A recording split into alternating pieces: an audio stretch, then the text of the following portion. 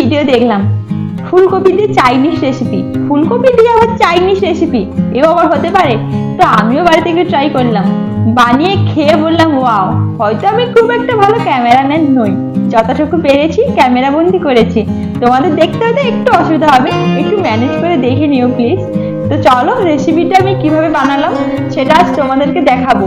সত্যি খেতে অসাধারণ। হয়তো আমি ইউটিউব থেকে দেখে বানিয়েছি, ভাবছিলাম কেমন হবে, কিন্তু বানিয়ে খেয়ে দেখলাম অসাধারণ। যারা, এছাড়া একটা ভালো ব্যাপার বলি, যারা মানে মাছ মাংস ডিম খাও না তাদের জন্য তো এই ফুলকপি রেসিপিটা করে একবার খেতেই হবে। আসবে বাড়ির লোক, তাও আমার বউ কি সব রান্না বান্না করবে তার জন্য আমার ভিডিও করতে হচ্ছে। আমি বলতে পারবো না, তাও আমাকে বাজার ব্যাগ ধরিয়ে দিয়েছে, বাজার করতে যাচ্ছি, চালানো করিয়ে দিয়েছে, বাজারটা করে নিয়েছি। তোমাদের দিদিভাই কি রান্না করবে তো দেখতে থাকো, আসি বাজার করে। দেখি চলে যাব। আর আজ আসতেছে আমার শ্বশুর মশাই, কলকাতাতে কোনো কাজের জন্য আসতেছে। আর ওই শ্বশুর মশাই আসার জন্য বাড়ির বরকে তো পাঠিয়ে দিয়েছি বাজারে। তো বাজার থেকে আর বাড়িতে আছে ফুলকপি, ভাবলাম হ্যাঁ ফুলকপি দিয়ে কিছু একটা তো বানানোই যায়। তো চলো দেখতে থাকো ফুলকপিতে একটা রেসিপি। প্রথমবার আসতেছে শ্বশুর মশাই, আর একটু নতুন কিছু করে খাওয়াবো না? শ্বশুর মশাই নতুন আছে বলে, এই কলকাতাতে আসার পরে প্রথমবার আসতেছে, আর ভাবলাম একটু নতুন কিছু করে খাওয়াই। তাই আজকের এই রেসিপিটা আবার চাইনিজ, ফুলকপিতে চাইনিজ, এটাও কি হয়? তো হয় বলেই কিন্তু আজকের আমি বানাচ্ছি। তো চলো, আরো না আজকের এই রান্নাটা করতে গিয়ে কি না কি হয়েছে, পুরো নাজেহাল হয়ে গেছি। নিজেই ক্যামেরাম্যান, নিজেই আবার সবকিছু, তো একটু নাজেহাল তো হয়েছি। আর বর তো বাজারে চলেই গেছে। তো আমি তো ফুলকপি টুপি কাটতে বসে গেছি। ফুলকপিগুলো ডাঁটাগুলো একটু সরু সরু করে করলেন একটু ভাজাটা ভালো হবে, তার জন্য আমি একটু মানে বড় বড়গুলোকে 4 ভাগ করে নিচ্ছি, ছোটগুলোকে সেরকম ভাবে মানে যেরকম ভাবে হয় সেরকম ভাবেই করেছি। আর বলার কিছু নেই। আর একটু কড়াইতে একটু জলও বসে দিচ্ছি, একটু গরম জলে একটু ভালোভাবে একটু মানে ফুলকপিটাকে ধুয়ে নেব। আর বেশি গরম জল করার দরকার নেই, হালকা গরম জল করলে হবে। আর পরিমাণ মতো একটু জলে একটু লবণ দিয়ে দেবো, দিয়ে হালকা গরম হয়ে গেলে ফুলকপিটাকে দিয়ে একটু গরম ভালোভাবে হয়ে গেলে নামিয়ে নেবো। বেশি কিন্তু গরম করলে আবার কি হয় জানো, ফুলকপিগুলো না ছাড়া ছেড়ে যায়, সেদ্ধটা বেশি হয়ে যায় না। সেদ্ধ কিন্তু বেশি করবো না, একটু হালকা সেদ্ধ করেই নামিয়ে নিতে হবে। তারপর ছাঁকা তোমার কমপ্লিট।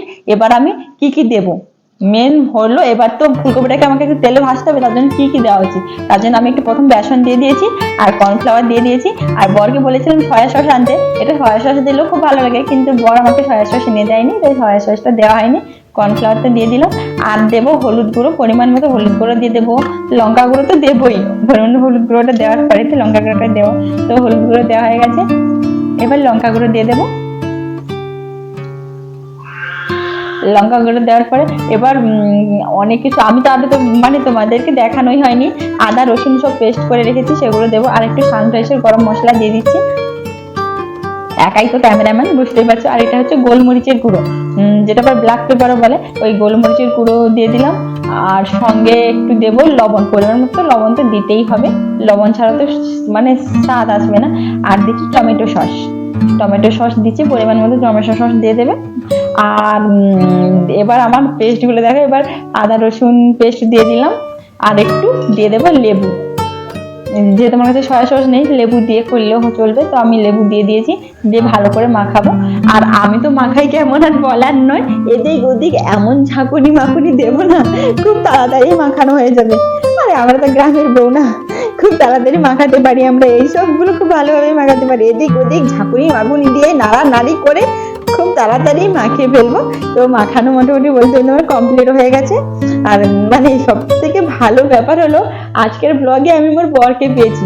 আমার ব্লগে এমন আমার বর আসে না এমন কোনোদিন, কিন্তু আজকের বরকে বলছে একটু তুমি বাজার করতে যাচ্ছ, একটু ভিডিওটা করি, তো একটু দাঁড়িয়ে একটু কথা বলে দিয়েছি, এটাই আমার কাছে অনেক। তো বলতে তো কড়াইও আমার গরম হয়ে গেছে, তো তেলটা দিয়ে দিই। আর শ্বশুর মশাই আসারও সময় হয়ে গেছে, ও যখন বাজারে গেছে একদিন বাবাকে নিয়ে একদম আসবে। আর আমার তেলও গরম হয়ে গেছে, ভাজাটাও করে নিই। আর সঙ্গে কি আর বলবো বলো তো তোমাদেরকে। আর তোমরা শেষ অবধি দেখো, অবশ্যই ভালো লাগবে। আর তোমরা কিন্তু বাড়িতে অবশ্যই একবার করে খেয়ে দেখো। আর এখন তো ফুলকপির সিজন, যেহেতু তোমরাও করে খেয়ে দেখতে পারো, অসাধারণ খেতে হয়। মানে তোমাদেরকে যে বলছি, বলে তোমাদেরকে বোঝানো যাবে না, যদি না করে খেয়ে দেখো, একদম স্বাভাবিক। খুব মানে, কিন্তু ফুলকপিটা কিন্তু বেশি সেদ্ধ করবে না, কম সেদ্ধ করে করবে। আমার বলতে বলতে ভাজাও কমপ্লিট হয়ে এসছে। আর জানো মানে বাবাতে পৌঁছে যাওয়ার মতো সময় হয়ে গেল। আর বড় তো বাজার করে নিয়ে আসবে, কি কি নিয়ে আসবে জানি না। মোটামুটি এই রেসিপিটা বানিয়ে রেখে দিই, এলে বাবাদেরকে দেবো, খেয়ে কেমন বলে। আমার তো মনে হচ্ছে মানে যেভাবে কালার টালার দাঁড়াচ্ছে, আর যেহেতু কর্নফ্লাওয়ার আরও পড়েছে, হয়তো খুব সুন্দরও খেতে লাগবে। তোমরাও একবার করে খেয়ে, আমি তো আর বললে তোমরা টেস্ট বুঝে নিতে পারবে না, যেইটুকু দেখাতে পারছি। কিন্তু তোমরা কিন্তু বানিয়ে খেয়ে দেখো, বুঝলে। আচ্ছা, অনেকে রান্নার ভিডিও দেয়, মেনলি একাই হয়তো ক্যামেরা করে না, আমি বুঝতে পারি না। আমি কেন রান্নার ভিডিও করতে গেলে আমি একা একদমই ক্যামেরা ধরে করতে পারি না, সত্যি বলছি। প্রচুর প্রচুর কষ্ট হয় আমার, মানে ক্যামেরা ধরতে। আমি কখন যে ক্যামেরা অন করছি, কখন জব করেছি, আজকেরও এরকম কিছু হয়েছে আমার। মানে ক্যামেরা অন করে দিয়েছিলাম, কিন্তু কখন যে অফ করে দিয়েছি নিজেই বুঝতে পারিনি। তাই আজকের আমার অনেক কিছু অসমাপ্ত থেকে গেছে, সেগুলো তোমাদের সঙ্গে শেয়ার করব।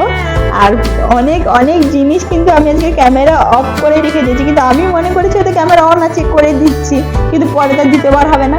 তো আমি তো ক্যামেরা অন আছে বলেই করে দিয়েছি। আমার তো ভাজাটা কমপ্লিট হয়ে গেছে। আর অসমাপ্ত বলতে আজকের আমার এটাই থেকে গেছে।